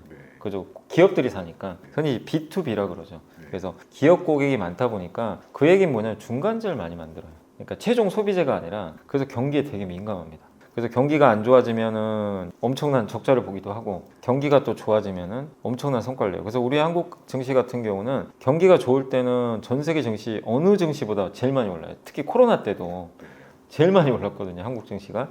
근데 경기가 꺾이면 제일 많이 빠집니다. 그래서 한국 증시의 장단점이 좀 그런 거다. 그래서 진폭이 굉장히 크다. 그래서 매크로, 아까 잠깐 말씀드렸잖아요. 매크로 좀 예측을 하긴 해야 돼요. 그래서 미국 경기도 봐야 되고 중국 경기도 좀 신경을 써야 되고, 그래서 좀 쉽지 않고, 그리고 이 경기가 사이클이라는 게 이게 좀 어려운 게 뭐냐면은 확인하고 들어가면 이미 늦어버려요. 이게 좀 어려워요. 그러니까 이제 좋아졌네 하고 들어가면 이미 저 멀리 가 있어요, 주가가. 반도체만 봐도 아직도 적자인데 이미 주가, 아까 말씀드렸잖아요. 엄청 올라버렸죠. 하이닉스만 해도 저점에서 한 2배 가까이 올라버렸거든요. 그러니까 이게 확인하고 들어가면 늦다 보니까, 그래서 반박자 좀 빨리 움직이긴 해야 돼요. 그러니까 예를 들면 반도체 업황 개선의 신호 중에 하나가, 서로 반도체 공급을 계속 늘리다가 어느 날 갑자기 한 업체가 나 죽겠다고 감산에 들어가요. 그게 2022년 10월에 마이크론이 갑자기 우리 감산하겠습니다, 죽겠습니다. 그러더니 다음 날인가 하이닉스 우리도 하겠습니다. 진짜 정확하게 그때 바닥이었어요. 진짜. 근데 그때 업황이 아직도 안 좋을 때인데 바닥 찍고 주가는 이미 올라갔죠. 그러니까 그런 몇몇 지표들이 있거든요. 그래서 한국 시장에 투자하실 때는 경기가 안 좋을 때 투자할 줄 아는 연습을 좀 하시긴 하셔야 돼요. 그러니까 안 좋은데 투자하기가 좀 어렵잖아요. 굉장히 힘들죠. 이게 다 지금 뭐 적자나고 있고 망한다 그러고 있는데 투자를 해야 되나, 이거 확인하고 사면 안 될까? 근데 너무 늦습니다. 참 지나고 보면 항상 그때였는데 네. 그 당시에 있을 때는 왜 그렇게 두렵고요? 이번은 다를까라는 참 두려움이 지배를 하는 게요. 극복이 되긴 하는 걸까요? 이게 인간 본연의 두려움을 이겨내야 되는 네. 거잖아요. 그게 이제 훈련이 안 돼 있어서 그런 건데 사실 그게 쉽진 않아요. 왜냐하면 당시에는 온갖 암울한 얘기밖에 안 나오니까. 그래서 책에도 들어가 있는 게 뭐냐면 실제로 제가 검증을 해봤거든요. 우리나라 수출이 좋을 때 있잖아요. 예를 들면 그 플러스 30% 이상 있죠. 수출 증가율이 굉장히 높은 거죠. 코로나 지나고 나서 2021년도에 40%까지 간 적이 있어요. 증가율이. 그때는 조심해야 되는 거예요. 30% 넘고 40% 넘으면 조만간 꺾입니다. 근데 신기하게 진짜 꺾였고 그리고 나서 주가가 많이 빠졌죠. 빠지고 나서 수출 증가율이 한참 이제 한 1년간 마이너스 났죠. 마이너스 17%까지 간 적이 있네요. 수출 증가율이. 근데 제가 보니까 수출 증가율이 마이너스 나면은 분할 매수 들어가는 게 좋아요. 오히려 수출 증가율이 마이너스가 네. 나면 분할 매수. 바로 돌리진 않아요. 근데 이제 마이너스 10%, 20%, 한 20%까지도 빠지더라고요. 근데 뭐 수출 증가율이 마이너스 50 가거나 그러진 않아요. 극단적으로 빠지진 않는데 마이너스 나면 이게 관성의 법칙 때문에 계속 좀 빠져요. 근데 보통 10에서 한 20% 사이에서 마이너스 저점을 찍더라고요. 근데 그때부터 이게 바닥을 모르니까 천천히 좀 분할로 매집해서 들어가시면 좋은 기업들을 결국엔 또 회복되더라고요. 근데 지금 작년 10월부터 수출이 플러스로 돌아섰거든요. 지금 벌써 한 4개월째인가 플러스 났어요. 이게 되게 재밌는 게 한 번 마이너스 나면 계속 빠지다가요. 수출도 돌아서면 또 꾸준하게 좀 올라와요. 그래서 아직 10%대 정도니까 수출 증가율이 높진 않죠. 그래서 이게 항상 말씀드리는 게 수출 증가율이 안 좋을 때 그때가 주가가 바닥인 경우가 굉장히 많았고 이제 앞으로 왜냐하면 사이클 타서 그래요. 수출 증가율 어디서 확인할 수 있을까요? 수출 증가율은 한국은행에 들어가시면 100대 통계 보는 아마 그런 사이트가 아마 있을 거예요. 통계청 들어가셔도 되고 꼭 그게 아니더라도 증권사에서 또 한 달에 한 번씩 보고서 써주거든요. 그리고 우리나라는 되게 좋은 게 10일에 한 번씩 수출 데이터가 공개가 됩니다. 아 10일마다요? 10일마다 공개해줘요. 바로바로 공개를 해주더라고요. 그래서 예를 들면 20일까지 수치가 있잖아요. 21일 날 발표를 해요. 아, 진짜요? 바로 발표. 진짜 빠르네요. 네, 아침에 딱 기사 보통 9시에 공개되거든요. 그럼 기사 딱 보면 돼요. 이번 달은 이렇게 증가했구나. 그렇게 보고 이제 확인하는 방법도 있고. 그래서 워낙 데이터가 많으니까 이제 많이 활용하시면 좋은데 그걸 보시고 너무 좋을 때 투자하지 마세요. 수출이 막 이렇게 막 급증할 때 그때 오히려 조심하시고 수출이 안 좋을 때는 이제 앞으로 좋아질 수도 있겠구나. 그게 이제 한국 주식시장의 좀 특징 중에 하나다. 그래서 좀 반보 앞서 좀 투자해야 되는 좀 그런 부분이 좀 있어서 난이도가 높네요. 높아요. 그래서 한국 주식시장이 좀 투자하기가 만만치가 않습니다. 확인하고 사면 너무 늦어버리기 때문에 그럼 결국 좋으니까 샀는데 물려버려요, 진짜. 그런 경우가 너무 많이 나오고 그래서 그걸 좀 주의하시면 좋겠고 두 번째가 직전에 주도주는 되도록 안 하는 게 좋아요. 특히 한 10배, 20배 오른 기업들이 있죠. 작년에 아마 아시겠지만 에코프로라는 기업이 있었잖아요. 그 기업이 20배 넘게 올랐죠. 20배, 30배인가? 근데 그 기업이 안 간다는 게 아니라 과거에 통계를 보면 에코프로만 그런 게 아니라 그 전에 카카오 기억하시죠? 17만 원까지 갔었던 거. 그때 엄청 국민주였어요. 그죠? 예. 17만 원. 왜? 친구가 고점에 사가지고요. 가끔 고점이 궁금할 때 물어보거든요. 얼마라고? 근데 그때는 카카오 안 사신 분이 없었어요. 진짜 특히 20대, 30대 분들은 카카오 웬만하면 다 투자하셨더라고요. 그때 너무 좋을 때죠. 근데 그게 주가 3만 원대까지 빠졌잖아요. 근데 직전에 고점이 주도주죠. 그리고 그 전에 셀트리온이라는 기업도 있었고 되게 많아요, 스토리가. 지금 기아나 자동차 좋지만 11년도에 차화정 장세라고 기억하시죠? 그때 자동차 난리가 아니었죠. 근데 그 후로 어떻게 됐죠? 10년 내내 빠졌잖아요, 주가. 그러니까 왜냐하면 우리나라는 이런 사이클이 워낙 심하다 보니까 그 주도주로 돈들이 블랙홀처럼 들어갑니다. 그러니까 이 정도 올라야 될 기업이 여기서 더 올라와 버리는 거예요. 이게 수급으로. 그러니까 이제 거품이 생기게 되고 그게 터지면 몇 년간 못 가는 거죠. 근데 기아 빼고는 시세가 낮던 기업 중에서는 기아 외에는 전고점 돌파한 기업이 없어요. 기아가 이번에 드디어 뚫었어요. 12년 전 고점을 드디어. 10년이 넘게 걸린 거예요.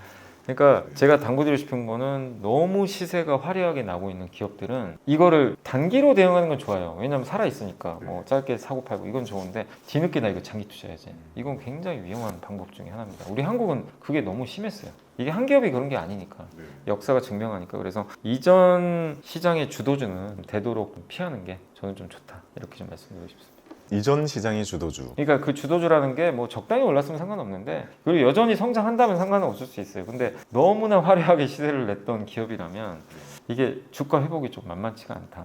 우리나라의 특성이 명확하게 지금 다 말씀해 주시는 것 네. 같아요. 진짜 저희가 느끼고 있잖아요. 저희 투자 한 3년 정도 하신 분들도 그런 생각 많이 하실 것 같아요. 3년 동안 이 해에는 뭘 샀어야 되는지 지나고 보면 콕콕콕 하나씩 그냥 바로 나오잖아요. 네. 근데 그에 반해서 우리가 미국 시장이나 이런 걸 떠올려 보면 마치 그냥 강남 아파트처럼 비싼 애가 더 비싸지고 그것만 그게 잘 안 바뀌잖아요. 자기네들끼리만 경쟁하고 안 바뀌는 것이 있다 보니까 특성이 결국 거기서 나오는 것 같습니다. B2C로 하는 쪽에는 이제 우리가 경기가 좋든 안 좋든 조금씩은 다 사주니까 깔아주는 게 있다면 우리나라는 사이클이라는 것 때문에 돌아오지 않는 고점을 피해야 된다는 되게 어려운 과제가 주어지는 시장인 것 같습니다. 그래서 저는 그런 생각도 많이 하고 실제로 얘기도 많이 하고 있는데요. 강연 같은 거 갈 때도요. 미국이 최고고 우리나라는 안 좋다는 인식이 너무 많이 깔려 있는 거예요. 그래서 저는 개인적으로는요.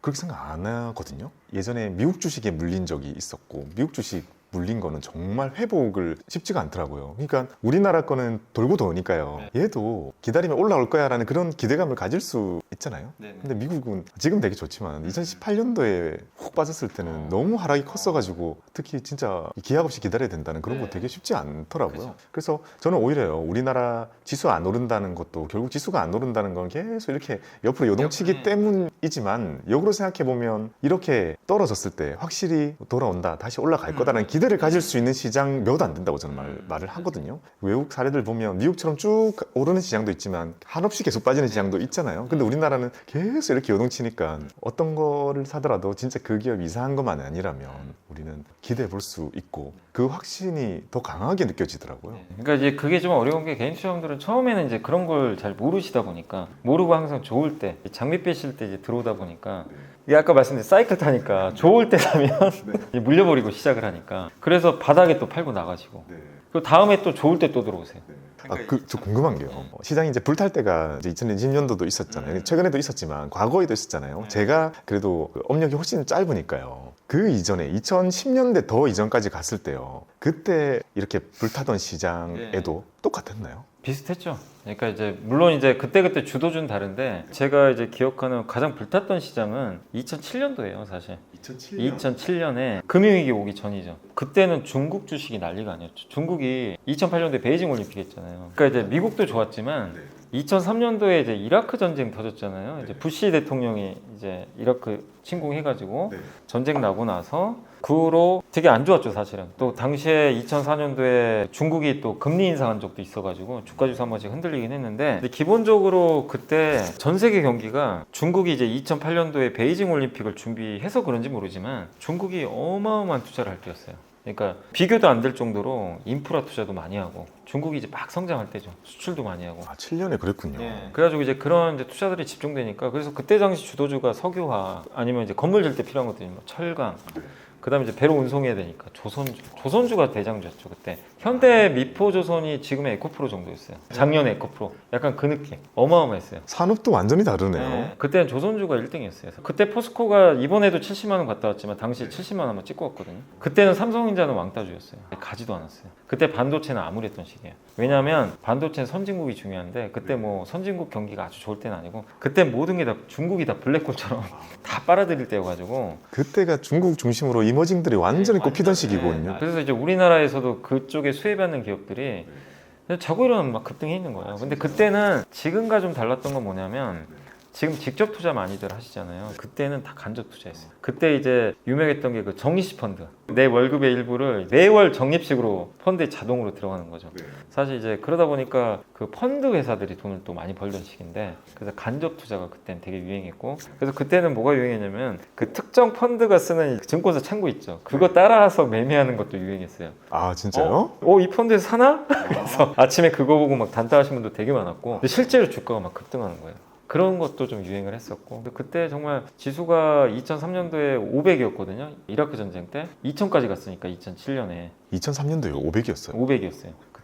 그때도 박스권이었어요. 500과 1000. 아 진짜요? 1000 가면 폭락. 그 당시 투자하시는 많은 분들이요. 코스피는 절대 1000 못 간다 이런 얘기를 했었다던데 진짜 그랬어요? 네, 진짜 그랬어요. 그러니까 지금과 비슷해요. 계속 지금도 박스권이잖아요. 그때도 그랬어요. 1000은 무슨 1000이냐. 뭐 한 8, 900 가면 팔아라. 그리고 이제 500 또 와요. 신기하게 500 또 옵니다. 거기서 또 올라가요. 근데 이상하게 한 8, 900 가면 또 악재 나와.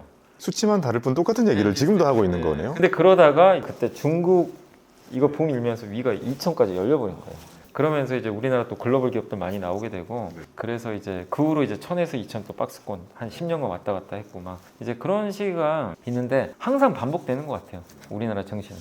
그래서 일정한 박스권 한 번에 돌파 또 거기서 오랜 기간의 박스권. 계단식 성장이라는 것을 계속 이뤄내는 정말 대단한 국가이기는 하지만 계단식 성장이라는 건 어찌 보면 먼저 가 있는 거잖아요. 먼저 가서 거기에 맞을 만큼 산업이 국가가 성장하는 동안 장기간 동안 박스를 만들게 되고 그러니까 제가 일했던 시기 때는요. 박스피지 시기였거든요. 네. 그래가지고 저는 3000을 죽기 전에 못 볼 거라고 생각했습니다. 아. 그러니까 너무 거기에 젖어 있는 거죠. 1800이랑 2100 정도였던 것 같습니다. 네. 입사할 때도 1900이었고요. 퇴사할 때도 1900이었거든요.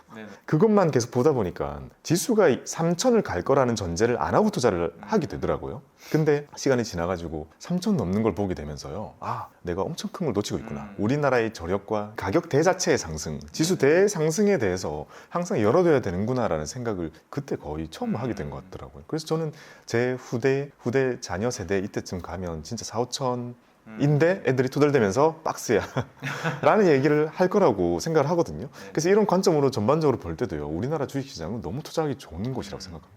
그거를 근데 이제 잘 활용하시는 분들도 계시는데 많은 분들이 이제 반대로 타다 보니까 항상 좋을 때 하고 안 좋을 때는 오히려 손절하시고 나가시고 그러다 보니까 사실 많은 분들이 이제 손해를 보게 되는. 그래서 한국에 투자할 때는 꼭 유의하실 게 이 사이클을 역으로 이용하면 되게 좀 좋은데 그게 이제 훈련이 안 돼 있으면 되게 아까 말씀드렸죠 어려워요. 이게 적응이 안 되니까 아니 안 좋을 때 어떻게 투자해요 솔직히. 그래서 한국 주식을 할 거면 그거를 꼭 반드시 극복을 해야 된다. 그게 좀 꼭 필요한 것 같습니다. 저도 이제 강연 다니다 보면서요. 시장을 파악하는 방법이요. 강연 시작하기 전에 제가 강연을 시작에 앞서서 여기 계신 분들 중에 주식 투자하시는 분들 손 한번 들어볼까요? 이렇게 하잖아요. 와, 다 드실 때가 있거든요. 아, 시장이 되게 비싸구나. 그러고 나서 장 되게 안 좋을 때나 이렇게 가게 되면요. 혹시 투자하시는 분들 하면 진짜 거의 손 안 드시거든요. 인간 지표 같은 좀 느낌이네요. 그래서 그 자리에서 결국 강의에서 얘기를 좀 하고 오잖아요. 여러분 이럴 때 투자를 해야 됩니다. 우리나라 특성이 있으니까요. 해야 된다고 말을 하고 오면서도요. 아마 진짜 실행에 옮기신 분들이 진짜 많지 않을 것 같다는 생각을 항상 합니다. 그래서 미디어는 정발상, 투자는 역발상이라는 그게 되게 금융 유튜버의 되게 어려운 부분이기도 한 것 같습니다. 자, 그리고 우리 초보 투자자분들을 위해서요. 증권사의 레포트가 진짜 하루에 수십 개씩 막 쏟아지잖아요. 이런 거를 어떻게 활용하면 좋을지 그 팁도 한번 부탁드립니다. 일단 이제 증권사 레포트들은 처음에 이렇게 보시면 그 증권사 레포트는 친절한 용어는 없어요.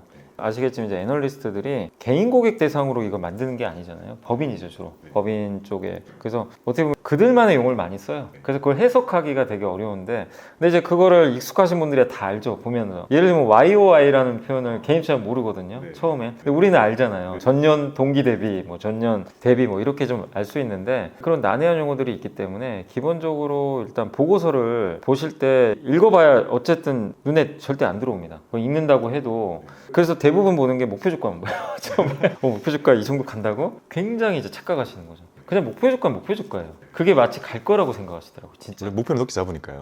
그러니까 그거 목표 주가를 보시면 안 돼요. 이 목표 주가를 잡은 논리를 캐치내셔야 되는데 아직 그것까지 어려우니까 그래서 저는 일단은 처음에 보고서를 보실 때는 먼저 자기가 일단 이거랑 친숙해져야 되잖아요. 그래서 기업 분석 보고서부터 좀 보시기보다는 저는 권유드리는 게 우리나라는 이제 이건 좀 장점이에요. 산업이 너무 많아요.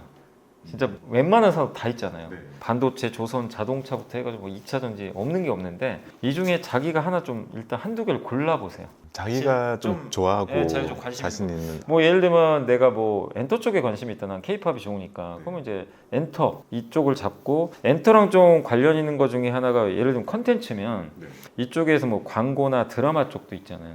이쪽을 이제 연결하는 거예요. 그럼 이제 하나의 컨텐츠죠 사실. 엔터에서 콘텐츠로 갔다가 여기서 이제 광고까지 확장이 되니까요. 근데 그게 하나의 어떻게 보면 한 묶음이잖아요. 어떻게 보면. 미디어라는 이제 하나의 묶음인데 그럼 요것만은 이제 읽어보는 거예요. 내가 관심이 있으니까 일단 봤을 때 눈에 더 들어오죠. 그래서 보고서를 볼 때 내가 만약에 엔터에 관심이 있어요. 그러면 증권사 보고서들이 되게 많잖아요. 뭐 네이버 같은 데도 무료로 많이 나오니까. 물론 이제 유료도 있지만 그래서 그 엔터 산업 보고서 중에서 긴 보고서들이 있어요. 막 엄청 길게 쓴 보고서. 뭐 인덱스 보고서라고 쓰는데 굉장히 깊게 파는 이제 보고서들이 있는데 그런 것들부터 이제 보시는 거예요. 프린트를 하셔가지고 그럼 거기는 뭐가 좋냐면 설명들이 잘 돼 있어요.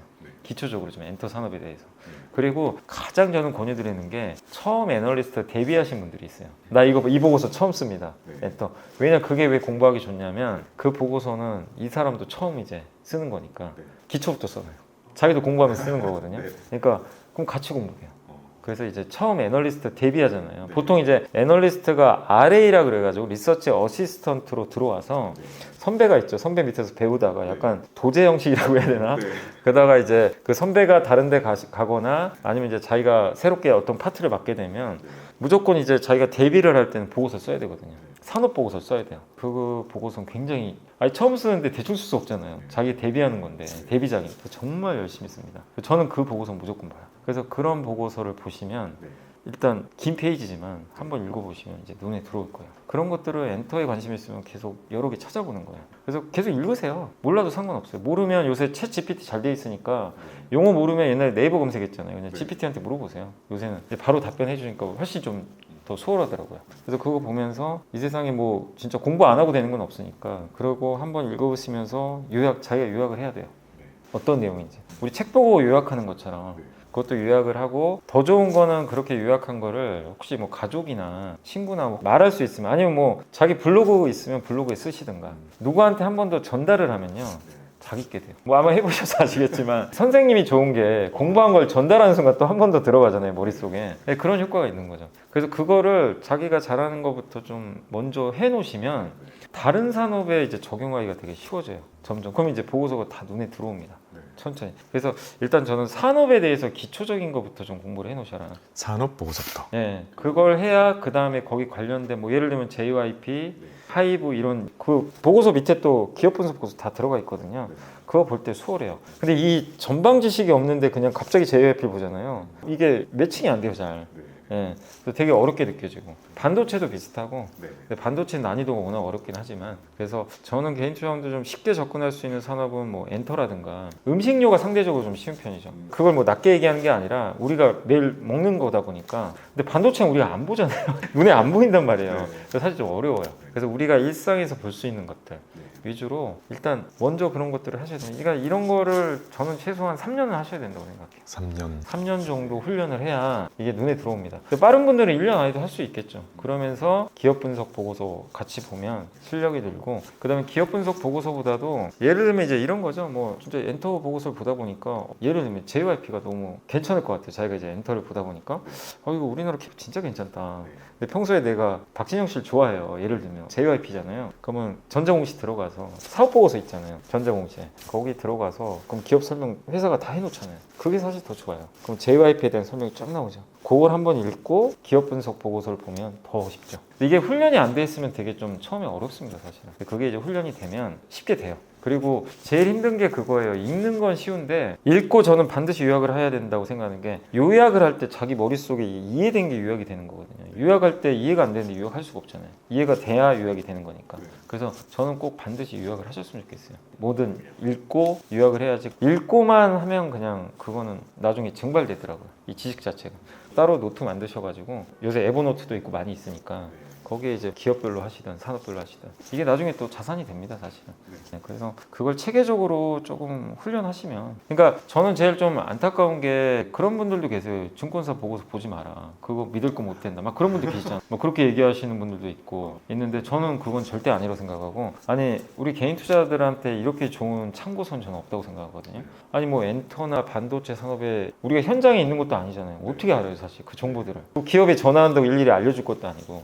근데 이 비싼 연봉 받는 애널리스트 분들이 발로 뛰어가지고 자료 적어서 사실 우리나라는 또 좋은 거 중에 하나가 이걸 무료로 볼 수 있는 것도 저는 진짜 큰 복이라고 생각해요. 미국은 엄청 비싸요, 이게 돈이. 사실 무료로 볼 수도 없는 거고 근데 한국은 요즘에 이제 좀 유료로 바뀐다는 얘기도 있지만 아직까지는 무료로 공개되는 게 많은데 그 좋은 자료를 왜 그냥 가만히 썩히냐 이거죠. 활용을 해야죠. 근데 당부드리는 건 그게 맞고 안 맞고를 제발 논하지 않으셨으면 좋겠어요. 어떻게 맞춥니까, 미래를.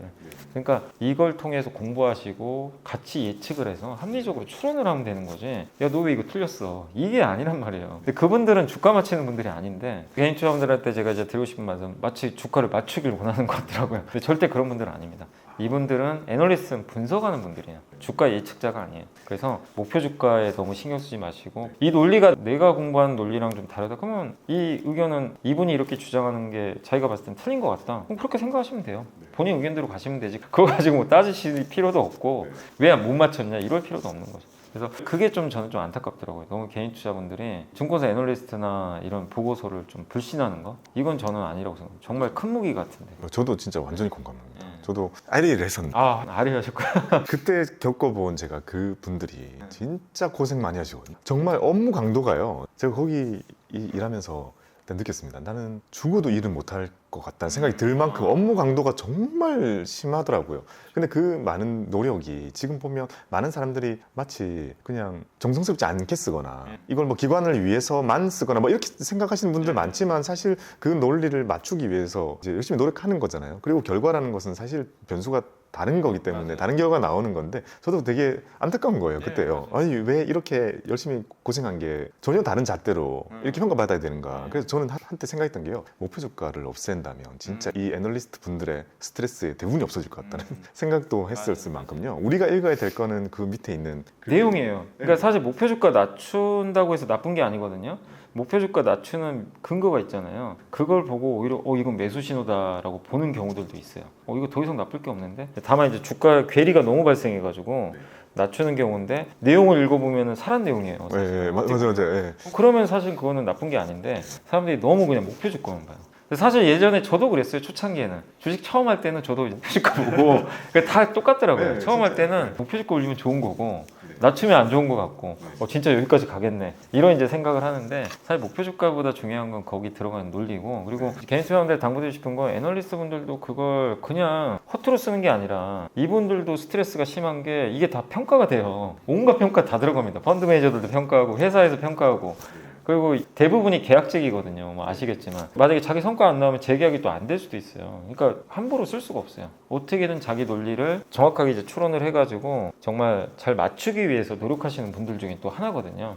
근데 사실은 개인 투자자분들은 맞추길 바라지만 불가능한 영역이에요, 사실은. 근데 그걸 이제 근접하기 위해서 정말 탐방도 많이 가시고 하니까 그분들의 노고는 저는 그래서 항상 좀 감사하게 생각을 하는데, 너무 이제 그걸 폄하하신 분들이 계셔가지고 그게 좀 저는 좀 너무 안타깝더라고요. 네, 그러니까요. 저도 가끔 레포트를요, 초보 투자자분들이 이 레포트를 꾸준히 읽거나 규칙적으로 읽는 게 진짜 어렵잖아요. 어렵죠. 근데 어려운데 요즘엔 또 어떻게 하는지 모르겠는데요. 제가 예전에 입사했을 때는 신입사원들이 사실 이게 습관이 없잖아요. 없고 하니까 강제로 억지로 일주일에 하나씩 기업 분석을 시켰거든요.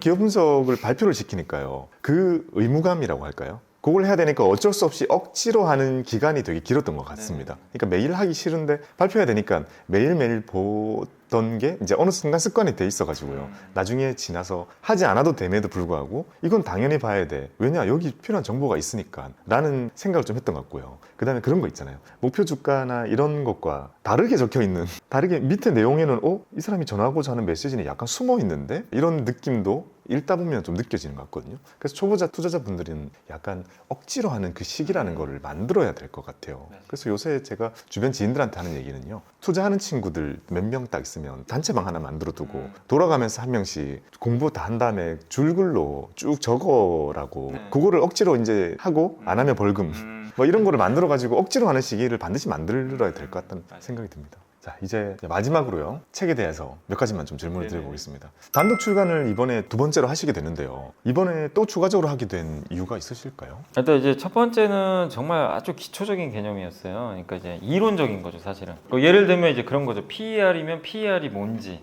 PER은 이제 이익 대비 주가 시가총액 몇 배냐 이거잖아요. 근데 그걸 설명한 게 사실 첫 번째 책이라면, 여기에 PER은 실전에 그럼 어떻게 적용해야 되냐, 실전에 이제 적용할 수 있게. 그래서 사례를 되게 많이 담았어요. 뭐 여기 아까 손절매도 물어보셨지만 실제로 저한테 상담해 오신 것도 제가 경험담을 여기다 이제 적어드렸고, 금리에 대해서 또 어떻게 판단을 해야 되고, 그 다음에 주식 담당자랑 통화할 때 어떻게 해야 되는지, 이런 것들이 있죠. 너무 실무적인데요? 그런 것들이라든가 뭐 보고서 어떻게 보는지. 앞권을 사셨더라도 내용이 거의 안 겹치겠네요. 그러니까 그걸로 오히려 이제 기본 지식을 쌓았다면 이제 이걸로 이제 실제로 좀 활용할 수 있는. 그래서 사실 이제 두 번째 책이 조금 더 이제 초보자분들은 이제 당연히 개념 공부하셔야 되겠지만, 어느 정도 이제 주식 투자 조금 하신 분들은 두 번째 책이 더 아마 도움이 되지 않을까 이렇게 보고 있습니다. 여기 책의 첫 페이지에요, 이렇게 문구가 있더라고요. 투자는 IQ나 통찰력, 기법의 문제가 아니라 원칙과 태도의 문제다. 벤저민 그레이엄. 이라고 딱 적혀있거든요. 이 문장을 꼭 말씀을 하시고 싶다는 뉘앙스를 느꼈는데요. 어떤 의도가 있으셨던 거예요?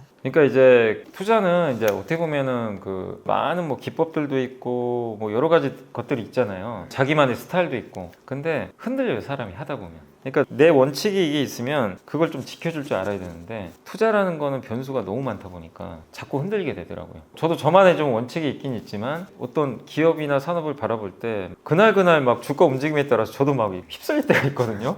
주가 오르면 갑자기 좋아 보이고 어제 안 좋아 보였는데 오늘 갑자기 좋아 보이기도 하고 사실 그러면 안 되잖아요. 네. 주가가 중요한 게 아니고 기업의 가치가 변했을 땐 나도 같이 따라 변해야 되는데 근데 개인 투자하면서 그런 게 되게 좀 많은 것 같아요. 그래서 중요한 거는 자기 원칙, 그 태도를 끝까지 좀 그러니까 자기만의 철학은 반드시 있어야 되는 것 같아요. 그래서 강의 많이 해보셨겠지만 사람들 이렇게 보면 여기 10명이 모였어도 다 각자 다르잖아요. 어떤 분은 고위험주 좋아하시는 분도 계실 거고 뭐 아니면 뭐 비트코인 좋아하시는 분도 계실 거고 어떤 분은 그런 거를 정말 질색하시고 나는 정말 까먹기 싫다. 근데 은행보단 더 벌고 싶은데 그러면 이제 고배당주, 은행주나 이런 게 어울리는 거죠. 그런 것처럼 자기 스타일을 찾는 게 중요하고 그게 맞으면 거기서 너무 벗어나지 마세요. 근데 이제 자기가 스타일을 바꿔서 뭐 더 잘 된 경우도 있지만 그래서 중요한 거는 결국에 이제 원칙과 그런 좀 태도 그거를 좀 잘 확립을 하셔가지고 그걸 한번 끝까지 한번 지키시는 게 더 중요하지 않을까 이렇게 좀 보고 있습니다. 진짜 좋은 문장인 것 같습니다. 마치 그런 것 같아요. 공부를 되게 잘하는 전교 1등하는 친구한테 네. 너는 공부 어떻게 해? 라면 그렇게 답할 거 아니에요. 나는 교과서 위주로 준비하고 수업 시간에 열심히 듣고 복습을 철저히 하고 오답 노트를 잘 적었어. 이렇게 얘기하는데 현실은 우리는 쪽집기 학원을 끊임없이 찾아 헤매서 뭔가 있지 않을까. 그러니까 뭔가 있지 않을까라는 생각을 항상 했던 것 같기도 하거든요. 저도 처음에는 그래 일반적으로 투자 버는 게 답이 아닐 거야. 뭔가 특출난 진짜 뭔가 비법이라는 게 있을 거야라는 생각이 들던 시기가 있었던 것 같거든요. 근데 시간이 지날수록 아직도 많이 어리긴 하지만요. 시간이 지날수록 더 강하게 확신을 갖는 건 와 완전히 알려져 있던 정도의 길이 비법이었구나라는 생각을 많이 하게 됩니다. 그 말을 그대로 담고 있는 이런 문장이 책 첫 페이지에 있습니다. 그럼 마지막으로요. 오늘 처음 인사를 해주셨는데요. 우리 채널에 초보 투자자분들이 많이 있으십니다. 이 분들에게 앞으로 투자를 하면서 머리에 새겼으면 좋겠다라고 생각이 드는 그런 당부의 말씀 한번 부탁드립니다. 이렇게 어쨌든 초대해 주셔서 너무 좀 감사드리고요. 투자는 굉장히 위험한 건 맞는 것 같아요. 이 주식 투자라는 게 근데 다들 너무 쉽게 준비 없이 시작하셔가지고 대부분이 이제 처음에 친구 말 듣고 많이들 하시더라고요. 친구가 잘 되니까 저 친구분들이 나라고 모임 못 벌어 이러면서 우연히 들어왔다가 크게 손해 보시고 그래서 자기의 소중한 재산을 손실 보는 경우들이 좀 워낙 많으신데 이 세상에 모든 자기가 갖고 있는 모든 돈 다 소중하잖아요. 근데 그거를 어쨌든 투자는 뭐 이게 좀 냉정한 얘기긴 한데 다 자기 책임이거든요. 어떻게 보면은 그렇기 때문에 결국에 너무 남의 말에 의존하지 마시고 자기만의 투자 원칙, 철학을 몇 년이 됐든 간에 그걸 확립하시고 또 자기만의 공부 스타일 있잖아요. 그게 당장은 성과가 안 나요. 이런 질문들 되게 많이 해서 공부해도 주식 나 까먹는데 어떻게 해야 되냐 그 질문 되게 많아요. 근데 그거 정상이에요. 2, 3년 한다고 성과 안 납니다. 근데 공부를 해야 그 다음이 열리는 거지 공부를 안 하면 아예 돈 벌 수 있는 방법조차가 없는 거예요. 근데 공부를 해야 그 길로 갈 수 있는 길이 하나 열리는 거죠. 근데 많은 분들이 성과 안 난다고 그냥 다 포기하시더라고요. 어차피 공부해도 돈 못 버는 거 똑같은 거 아니야? 근데 그러지 마세요. 그 고비를 넘기고 자기만의 스타일을 해서 손해를 좀 보시더라도 꾸준히 그걸 이제 밀고 나가시면 결국엔 성공하는 경우들이 많이 생기더라고요. 그래서 저는 여러분들이 너무 그냥 쉽게 생각하지 마시고 여기 박구미 TV에서도 많은 또 이런 금융 정보도 알려주시잖아요. 그런 거 좀 참고하셔가지고 좀 진지하게 공부하시면서 장기적으로 투자를 꼭 하실 것을 다시 한번 좀 말씀을 드리고 싶습니다. 네, 좋은 말씀 감사합니다. 오늘 정말 피가 되고 살이 되는 좋은 말씀 많이 해주신 염승환 이사님께 감사의 인사를 드립니다. 여러분 성투를 기원하겠습니다. 감사합니다. 박보미 TV